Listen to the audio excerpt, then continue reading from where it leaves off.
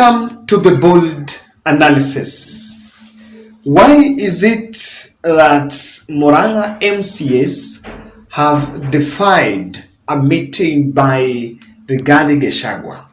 The current meeting that was organized to iron out the UDA affairs in the Muran'ga County Assembly has backfired yet again, with now questions lingering about whether Rigathi has a grip of the mountain. For those who are not yet privy to this development, I think I want you to take time and listen to this podcast, because I'll give you what exactly has been happening.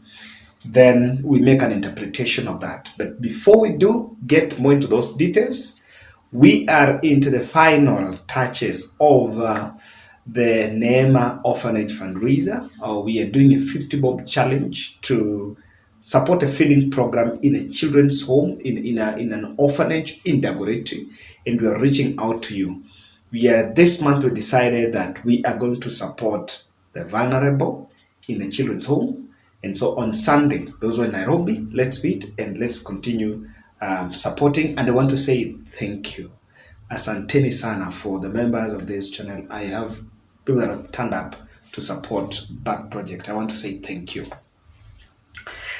There has been a fight going on in Muran'ga County Assembly, and this fight emerged. There was one MCA who challenged Governor Irungu Kang'ata, and she challenged Irungu Kang'ata that Muran'ga hospitals are understaffed, and number two, there are no drugs in those hospitals. I've been following a couple of bloggers from Muran'ga, and I think people from Muran'ga can tell us, is it really true? Because a couple of bloggers like Pius Kinuthia the other day was really saying that as much as Kang'ata might be bragging of the new project he's launching, but the health sector is already sick because there are no drugs. So an MCA raised this issue, and I think that created agitation from other members, and she was kicked out of the chambers. She's called Grace.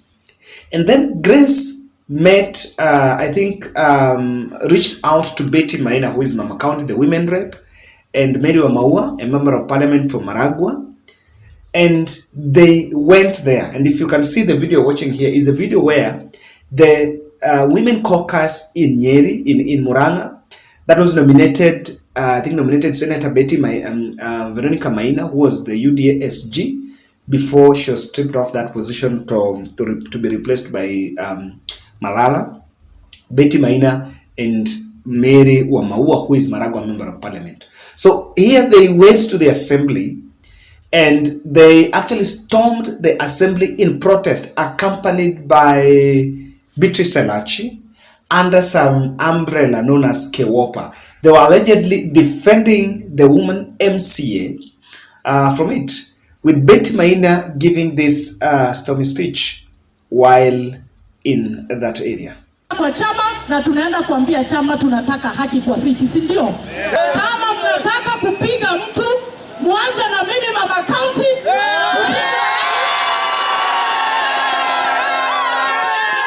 Na waomba kwa heshima, kama mnataka kupiga mtu, muanze na mimi Mama County, alafu mchukue wa maua.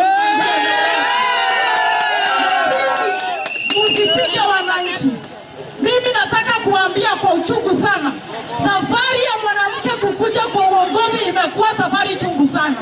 Na wakati mwanamke anapata nafasi, hatuwezi kuwa tunamwangamiza sisi wenyewe.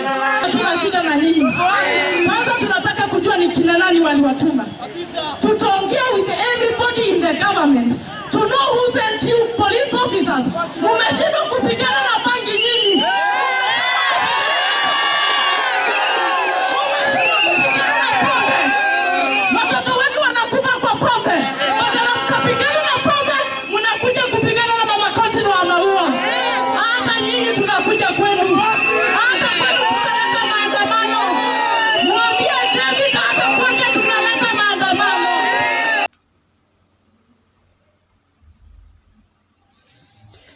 So things have not been easy in that place, And that is what has been happening now. Recently, apart from that, the MCAs caucus, the MCA caucus in this country had been pushing for review of their salaries. And they have a very sensible question.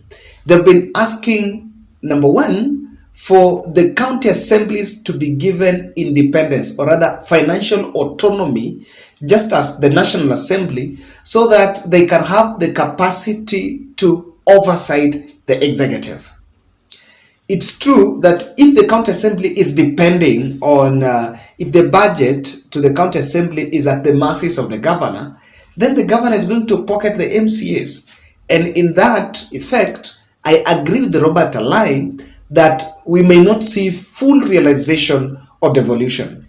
Number two, the MCAs have also been saying that they are supposed to oversight cabinet members at the county, and these members are well paid, highly paid than these MCAs, and so MCAs look inferior fellows, and that is why they cannot execute that mandate. I totally believe because their salary was downgraded from what they were getting in the previous financial year, in the previous during Uhuru Kenyatta's reign. So they've been saying, and they even threatened to close down their counties, Nakuru-led, Nyeri, and Muran'ga. So because of these two, there have been a lot of problems, by quite even some now saying that if the governors are not going to support them, they might also not approve the budget for the governor. So when this question emerged, Rigathi Gachagua came out and dismissed the MCAs, saying that they should forget about salary increment. In the guise of the truthful man, said that before you decided to vie, you knew the salary that position that you'll get in that position. But the truth is the salary was downgraded, was revised downwards. So MCAs are making a point, but they were dismissed. Now, in the light of these issues in Muran'ga, one on the controversial ejection of MCA from Muran'ga, Rigathi Gachagua summoned the Meru caucus, the Muran'ga County Assembly in Karen, and they declined, and that meeting never happened. That has been the talk of town. And I'm wondering, this should be a very, in Mount Kenya, remember during Kawira Mwangaza's trouble with the MCAs, there was also the same problem. They were also slippery. The meeting was postponed quite almost 3 times when MCAs decided not to go. And in fact, they were saying, like even the Muran'gans are saying, that Rigathi Gachagua should go there instead of them going to meet Rigathi Gachagua. It's really clearly pointing out on what has been their position. It is on, when Betty Maina caucus talked in Muran'ga, they really bragged as if they were having the party portfolio behind them. The party ranks was behind them. So the MCAs that have been summoned, that were called, are those in the county assembly, and they are saying, we are not boarding. But what is happening? Kericho, when there was a problem between the deputy and the governor and the MCAs, it is Rigathi Gachagua that was called and ironed it out. But I remember telling someone that it's not about Rigathi Gachagua. William Ruto, Rigathi was just for the meeting, but William Ruto behind the scene is the one that solved it. So why have they declined, or why are things falling apart for Rigathi Gachagua in Muran'ga? Number one, there is the Ndindi Nyoro factor. I told you people that Ndindi Nyoro do not have a very soft spot for Rigathi Gachagua. Because as things now are going on, there is a serious debate on the rotational power in the mountain. Kenyatta 1 and Kenyatta 2 were from Kiambu.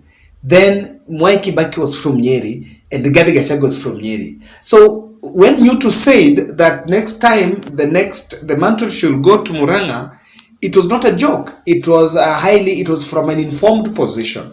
So there are a lot of forces against Rigathi Gachagua in Muran'ga, and one of it is the rotational power, the Ndindi Nyoro factor. Because this is also a place that has a lot of business moguls, people that have very big stake in this.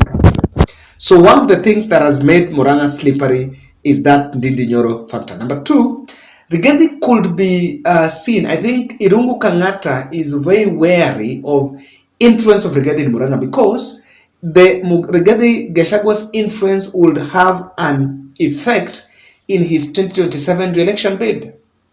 If the party will call the shot exclusively in Murang'a and governor losing grip of the MCAs, then even his position is under threat.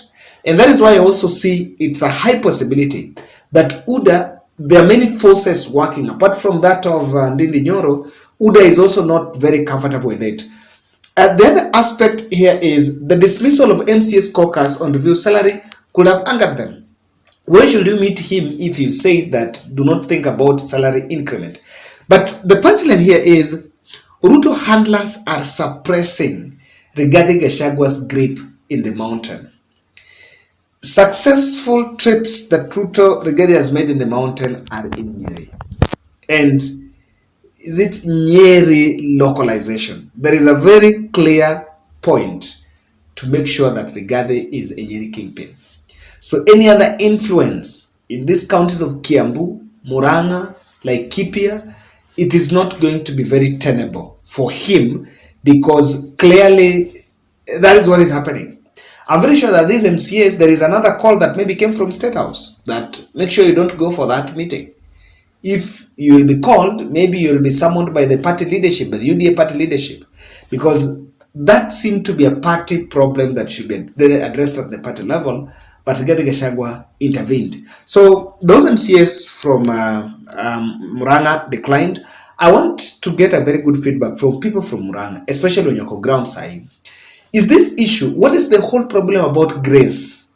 Because if she complained that governor is underperforming in the health sector, then that should be for the good of the public.